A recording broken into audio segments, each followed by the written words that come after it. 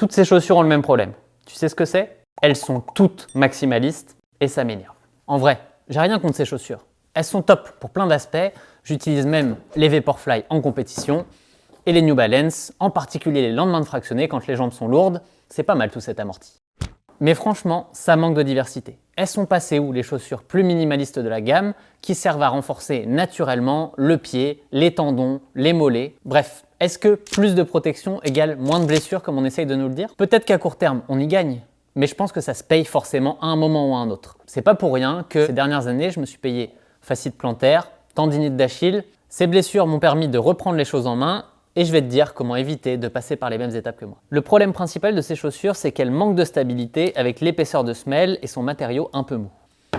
Morale de l'histoire, zapper le renforcement va amener encore plus de blessures qu'avant. En tout cas, c'est mon avis.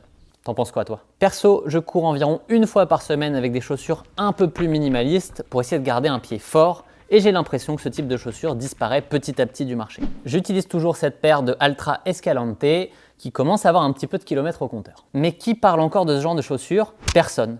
Fini aussi les Nike Free qui étaient pourtant marketés par Nike pour renforcer le pied, pourtant c'était de super chaussures. Et même chez Altra, le modèle Vanish qui était ultra minimaliste est devenu une chaussure à plaque carbone avec une grosse semelle. Il n'y a pas une grosse marque qui a envie d'avoir une gamme équilibrée avec des chaussures minimalistes et des chaussures maximalistes et c'est bien dommage. Stop au coup de gueule, on va passer à 3 conseils pour vous permettre de courir à long terme.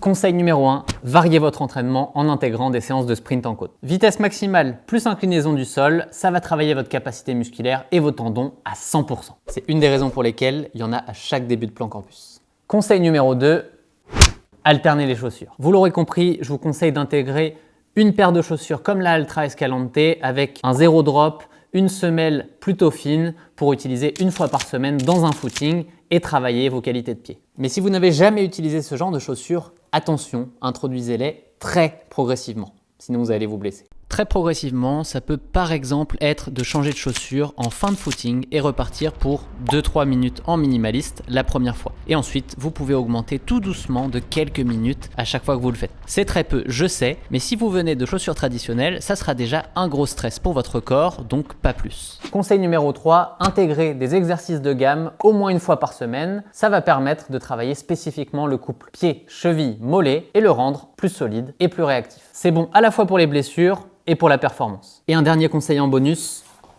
n'oubliez pas le renfort et en particulier les exercices sur une jambe pour un bon contrôle de stabilité.